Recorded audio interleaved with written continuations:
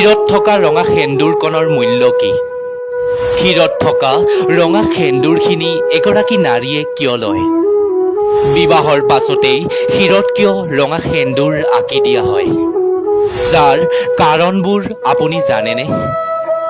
শিৰত সেন্দুৰ মানে এগৰাকী নাৰী পত্নী নহয়।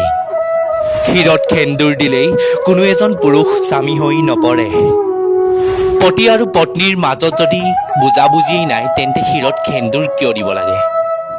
পতি আৰু পত্নীৰ মাজত যদি মৰম চেনেহ একোৱেই নাই তেন্তে শিৰত সেন্দুৰ লৈ কিয় আনক দেখাব লাগে?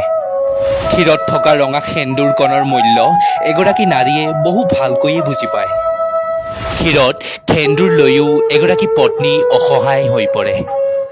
যেতিয়া সেই পত্নীগৰাকীয়ে স্বামীৰ পৰা মৰম চেনেহ একোৱেই নোপোৱা হৈ পৰে। যেতিয়া সেই পত্নীগৰাকীৰ কথা এজন স্বামীয়ে বুজিবলৈ চেষ্টা নকৰা হৈ পৰে।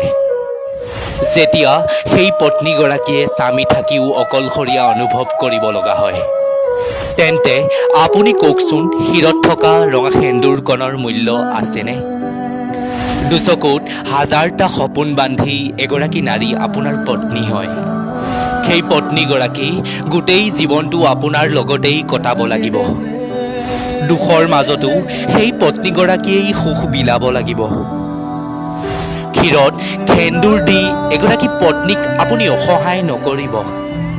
আপোনাৰ নামত আপোনাৰ পত্নীয়ে শিৰত সেন্দুৰ লয়।